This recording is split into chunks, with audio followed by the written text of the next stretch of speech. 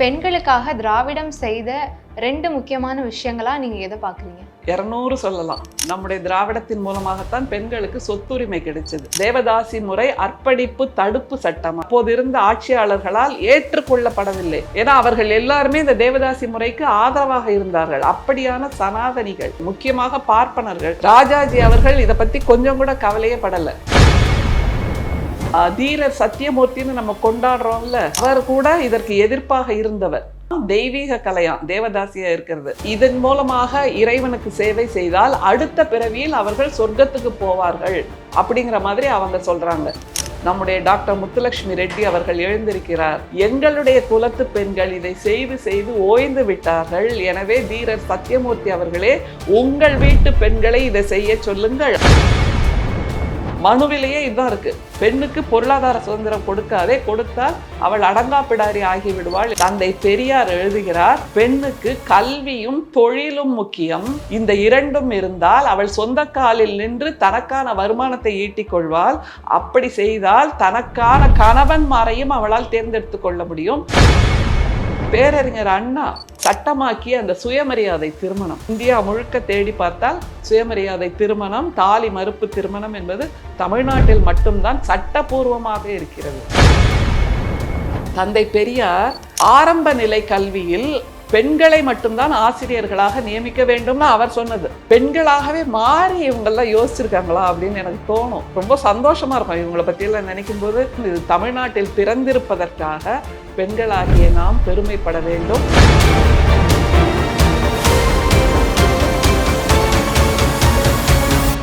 வணக்கம் மேம். வணக்கம். பெண்களுக்காக திராவிடம் செய்த 2 முக்கியமான விஷயங்களா நீங்க எதை பாக்குறீங்க? பெண்களுக்காக திராவிடம் செய்த 2 முக்கியமான விஷயம்னு சொல்றீங்க. 200 சொல்லலாம். ஆனாலும் 2 முக்கியமான விஷயங்கிறப்போ, ஒன்று தேவதாசி முறை தடுப்பு சட்டம்னு ஒன்று கொண்டு வந்தாங்க. அப்புறம் நம்முடைய திராவிடத்தின் மூலமாகத்தான் பெண்களுக்கு சொத்துரிமை கிடைச்சது. இது 2ம் தான் ரொம்ப முக்கியம். ஏன்னா பெண்களின் வாழ்க்கையை அப்படி புரட்டி போட்டுதுன்னு சொல்லுவோம்ல, அந்த மாதிரியாக ஒரு மிகப்பெரிய சமூக மாற்றத்தை கொண்டு வந்தது அப்படின்னா இந்த 2 புரட்சிகரமான திட்டங்களால் தான். அதில் எதனால் அந்த தேவதாசி முறை தடுப்பு சட்டம் மிக முக்கியம் அப்படின்னு கேட்டால், அப்போது 1947 தந்தை பெரியார் விடுதலை பத்திரிகையில் எழுதுகிறாரு, இந்த சுயமரியாதை இயக்கம் இல்லை என்றால் தமிழ்நாட்டில் இருக்கக்கூடிய ஒவ்வொரு பெண்ணும் தேவதாசி ஆக்கப்பட்டிருப்பாள் அப்படின்னு சொல்கிறார். எதனால் அப்படின்னா, இந்த முறைமை மன்னர் காலத்திலிருந்து தமிழ்நாட்டில் இருக்குது. ராஜராஜ சோழன் போன்ற மன்னர்கள், ராஜேந்திர சோழன் போன்ற மன்னர்கள்லாம் வெளிநாட்டில் படையெடுத்து போகிறாங்கல்ல, அங்கே தங்கள் அடிமைப்படுத்தப்படுகின்ற அந்த பெண்களை தமிழ்நாட்டுக்கு அழைத்து வந்து அவர்கள் இருப்பதற்காக தளிச்சேரின்னு ஒரு இடத்த உருவாக்குறாங்க. அந்த தளிச்சேரி முழுக்க இருப்பது இந்த மாதிரியான பெண்கள். இவங்களை கோயில்களில் அந்த புறத்தில் வச்சுக்கல, அவங்க கோயில்களில் பணிபுரிவதற்கான பெண்களாக உருவாக்குகிறார்கள். அந்த மாதிரி தான் இந்த சிஸ்டம் இங்கே உருவாகுது தமிழ்நாட்டில்.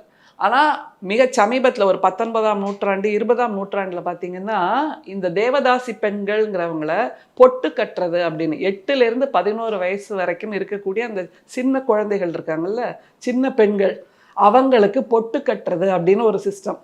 பொட்டு கட்டுறதுனா என்னன்னா, ஒரு அரங்கத்தில் அவங்கள நிற்க வச்சு இறைவனுக்கு மனைவியாக மாற்றுவது. இப்போ எப்படி திருமாங்கல்யம் கட்டுறாங்களோ அதில் பொட்டுன்னு அந்த சின்ன சின்ன உருண்டைகள் இருக்குல்ல, அந்த மாதிரியான ஒரு ஆபரணத்தை அணிவித்து அதற்கப்புறம் அவங்க இறைவனுக்கு மனைவி அப்படிங்கிற நிலையில் கோயிலில் தான் இருக்கணும். அதுக்கப்புறம் அவங்க சொந்த வீட்டுக்கோ அம்மாவையோ அப்பாவையோ கூட போய் பார்க்க முடியாது. முற்ற முழுக்க கோயில் பணியாளராக இறைவனுக்கு தாசி அப்படிங்கிற நிலையில் இறைவனுக்கு பணியாளராக மாற்றுறாங்க. அதன் மூலமாக என்னெல்லாம் நடக்குது அப்படின்னா, இறை வேலை செய்கிறது, கோயிலை சுத்தம் செய்கிறது, பூ கட்டுறது, அப்புறம் மடப்பள்ளியில் பணிபுரிகிறது, இந்த மாதிரி வேலையெல்லாம் தாண்டி அங்கே இருந்த பண்ணையார்கள், அங்கே இருந்த செல்வந்தர்கள், அதை தாண்டி கருவறைக்குள் வந்து பணிபுரிந்த அந்த வைதிகர்கள் இருக்காங்கல்ல, அவர்களுடைய கட்டில் பாவையாகவும் இவர்கள் மாற்றப்பட்டார்கள். அப்படி சொல்லொணாத துயரத்தை அடைந்தவர்கள் தான் இந்த தேவதாசி பெண்கள். அவர்களை மீட்டெடுக்க வேண்டும் என்பதற்காகத்தான் சுயமரியாதை இயக்கம். அதை தவிர நீதி கட்சி 1926 அவங்க முதல்ல தீர்மானம் போடுறாங்க. டாக்டர் முத்துலட்சுமி ரெட்டி என்கின்ற அந்த மிகச்சிறந்த சுயமரியாதை இயக்க வீராங்கனை, அவங்கள பற்றி பேசணும்னா அது தனி சாப்டராகவே நம்ம பேசலாம். ஏன்னா தமிழ்நாட்டில் உருவான முதல் பெண் மருத்துவர் டாக்டர் முத்துலட்சுமி ரெட்டி. அது மாதிரி இந்தியாவிலேயே உருவான முதல் பெண் மருத்துவர் டாக்டர் முத்துலட்சுமி ரெட்டி. தமிழ்நாட்டில் இருக்கக்கூடிய சென்னை மருத்துவக் கல்லூரியில் படித்த முதல் பெண் மாணவியும் அவங்க தான். அப்புறம் இங்கே இருக்கக்கூடிய அடையார் கேன்சர் இன்ஸ்டியூட் இருக்குல்ல, அதை உருவாக்கியவங்களும் அவங்க தான். அந்த காலத்திலேயே புரட்சிகரமான திருமணம் செய்தவர். என்னுடைய திருமணத்தின் மூலமாக என்னுடைய சமூக வாழ்க்கைக்கு எந்த விதத்திலும் பங்கம் வரக்கூடாது, அப்படி இருந்தால்தான் நான் திருமணம் செய்வேன்னு அடையாளங்களை எல்லாம் துறந்து சுயமரியாதையின்படி அந்த அந்த வகையில் திருமணம் செய்து கொண்டவர் doctor Muthulakshmi Reddy.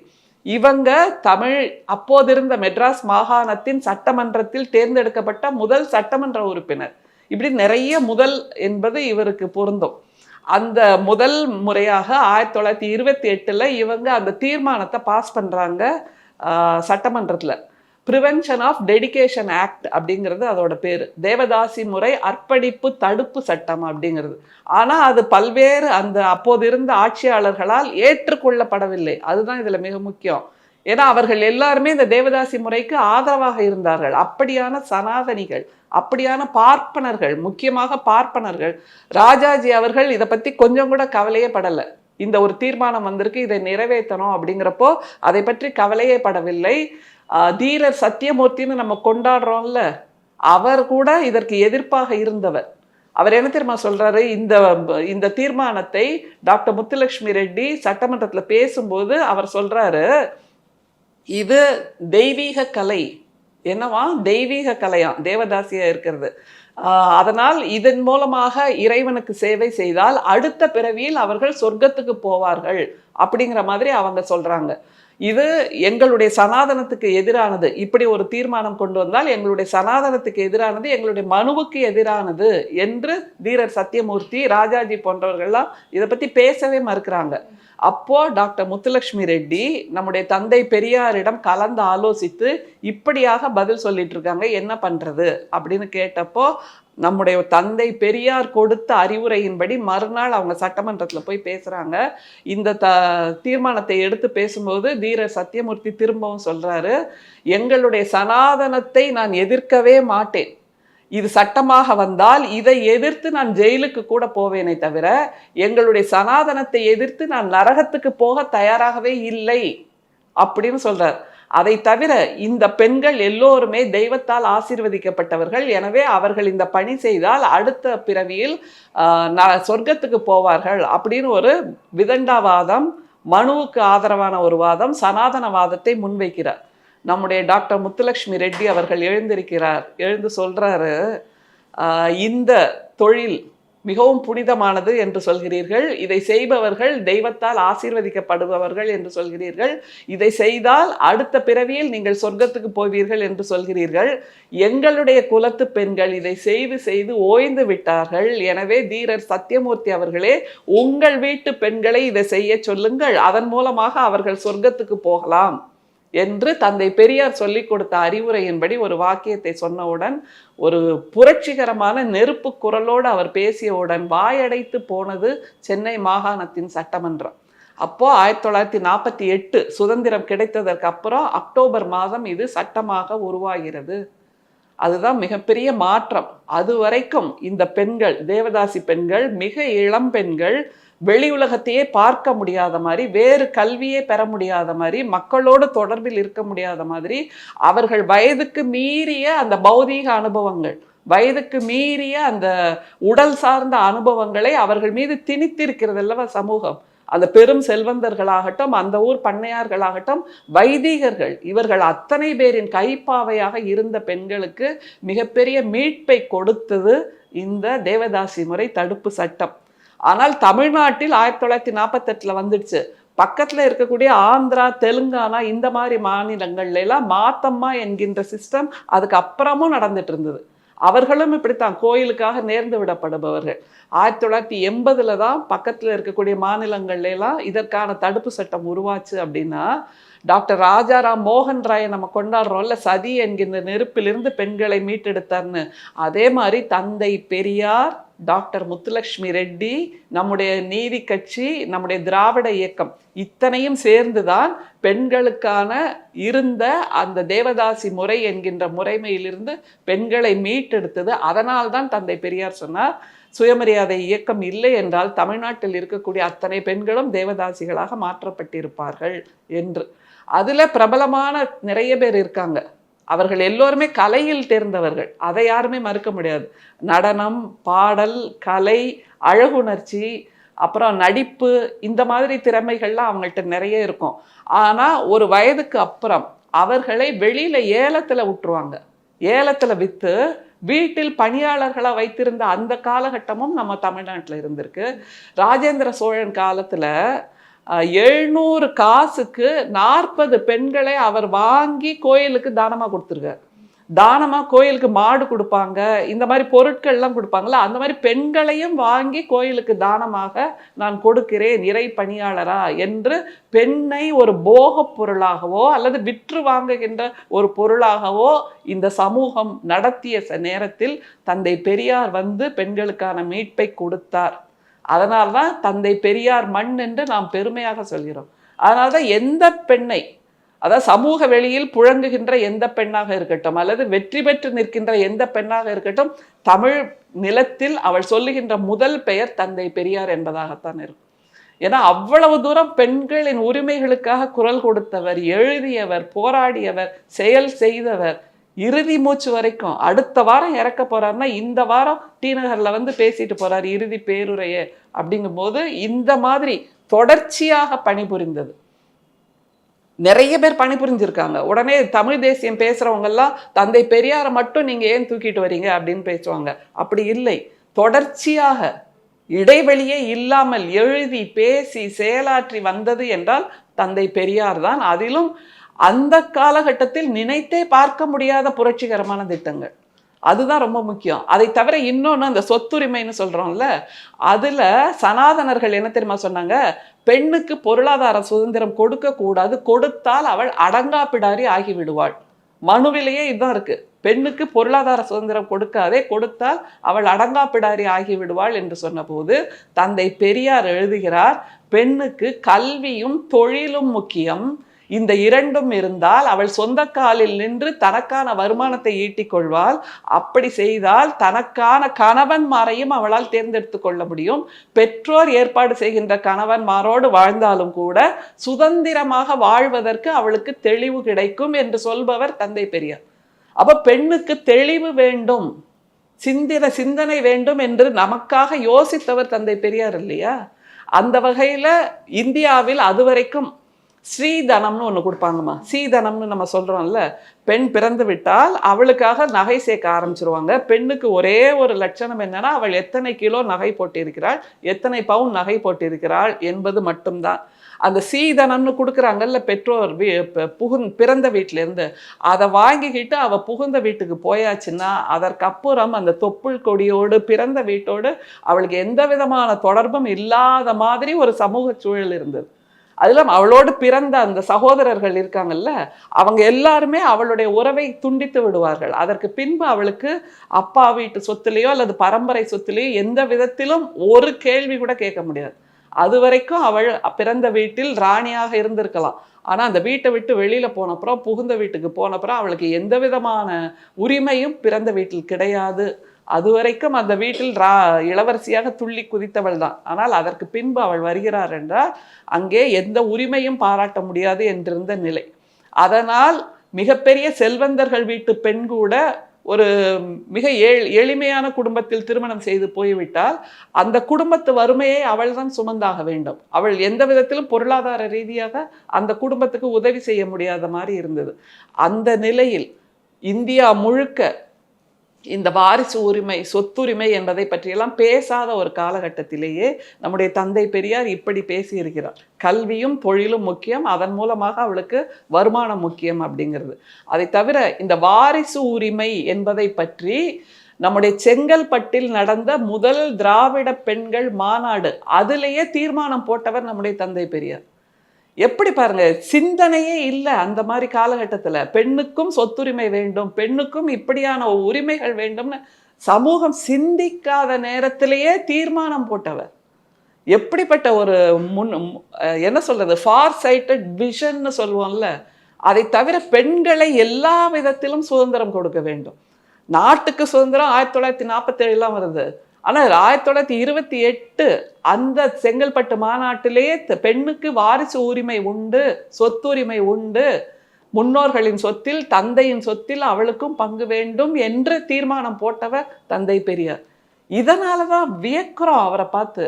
He's a social என்ஜினியர்னு சொல்றது காரணமே இதுதான். மற்றவர்கள் சிந்திக்காத அல்லது யோசிச்சா கூட இதை வெளியில சொன்னா சமூகம் என்ன நினைக்கும் என்னை பத்தின்னு இல்லாம, பெண்களுக்காக முற்ற முழுக்க அவளுக்கு சிறகுகள் கொடுத்து, அவளுக்கான வானத்தை கொடுத்து, அவள் நிற்பதற்கான நிலத்தை கொடுத்து, அவளுக்கு தைரியத்தை கொடுத்து, எல்லாம் அள்ளி கொடுத்தவர் தந்தை பெரியார்.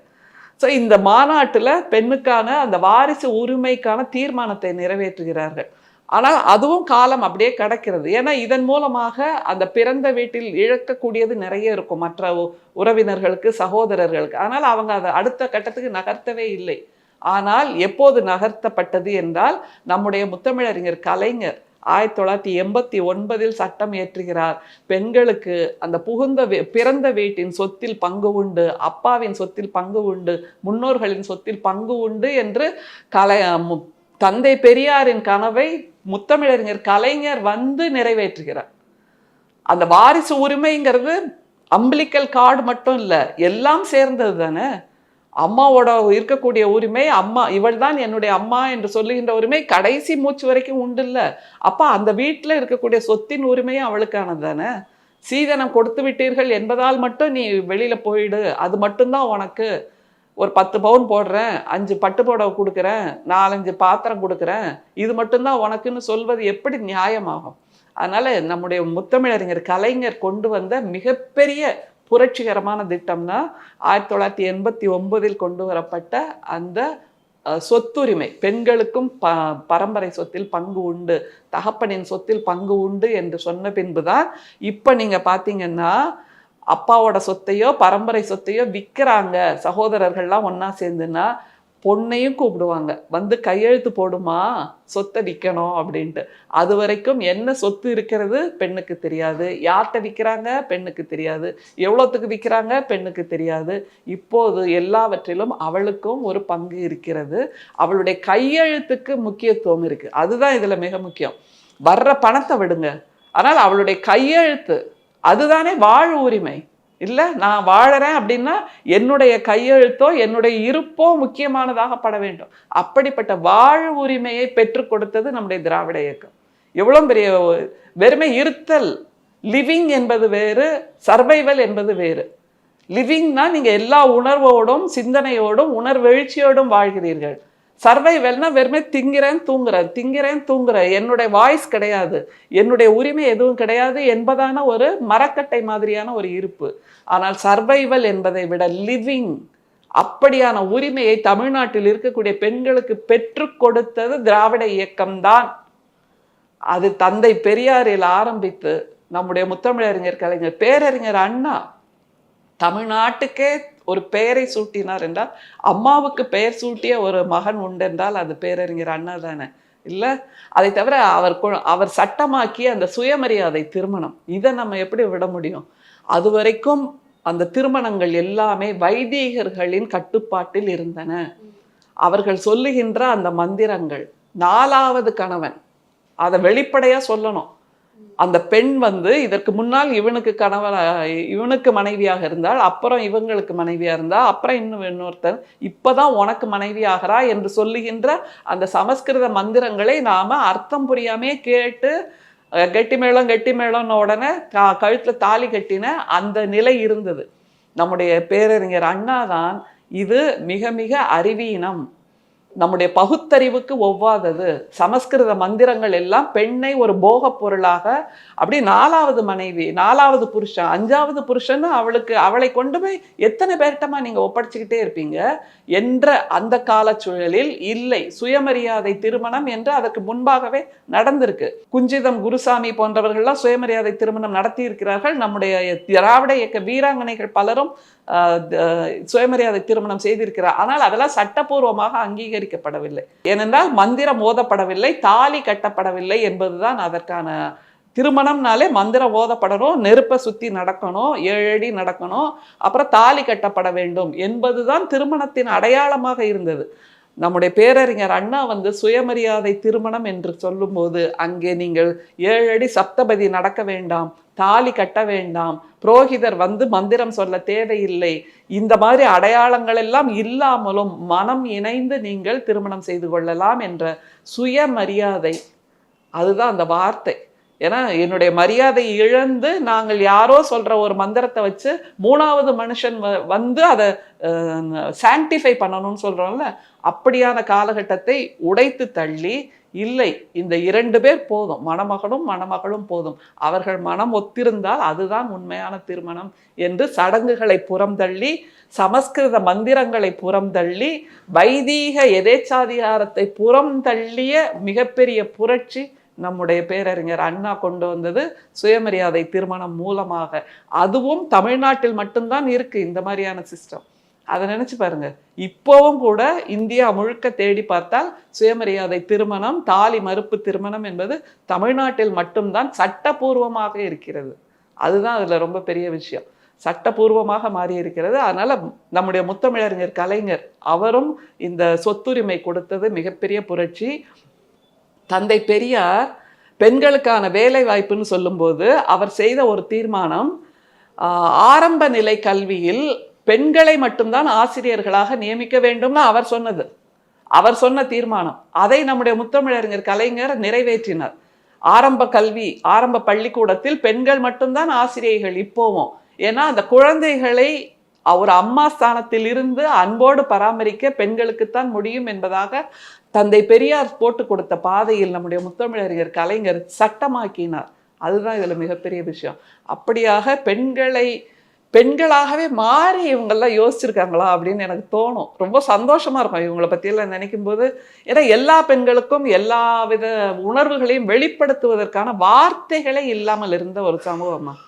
வார்த்தைகளே கிடையாது, பேசவே முடியாது, அவளோட குரலே அவளுக்கு தெரியாது, படியை தாண்டி அவ போனதே இல்லை, மேல நிமிர்ந்து அண்ணாந்து நிலவை பார்த்ததில்லை, சூரியனை பார்த்ததில்லை, வெளிக்காத்த அனுபவிச்சதில்லை. அவ அனுபவிச்ச எல்லாமே அந்த அடுப்புக்கறி புகையும், சமையலறையும், பின்னாடி இருக்கக்கூடிய அந்த கிணற்றங்கரையும், அல்லது பாச்சா பள்ளி, இதெல்லாம் தான். அந்த மாதிரி சூழல்ல இவங்க மனசுக்குள்ள கூடு விட்டு கூடு பாய்தல்னு ஒன்று சொல்லுவோம்ல, அப்படியாக கூடு விட்டு கூடு பாய்ந்து இவங்கெல்லாம் நமக்காக யோசிச்சிருக்காங்களா அப்படின்னு ரொம்ப பெருமிதமா நினைப்பேன். நாங்கள் கடந்து வந்த பாதை, நாங்கள்லாம் டிரான்சிஷன் பீரியட்ல இருந்தோம். இப்ப நீங்கள்லாம் இந்த ஜென்சி குழந்தைகள் முற்ற முழுக்க தந்தை பெரியாரின் வார்ப்பாகவே இருக்கீங்க. அவர் எதையெல்லாம் கனவு கொண்டாரோ அதெல்லாம் நிறைவேற்றுற குழந்தைகளா நீங்கள்லாம் இருக்கீங்கிறது ரொம்ப பெருமிதம். இது தமிழ்நாட்டில் பிறந்திருப்பதற்காக பெண்களாகிய நாம் பெருமைப்பட வேண்டும். இந்த பெருமையெல்லாம் நமக்கு திராவிட இயக்கம் கொண்டு சேர்த்ததுங்கிறத புரிஞ்சுக்கணும். சிறப்பு மேம்.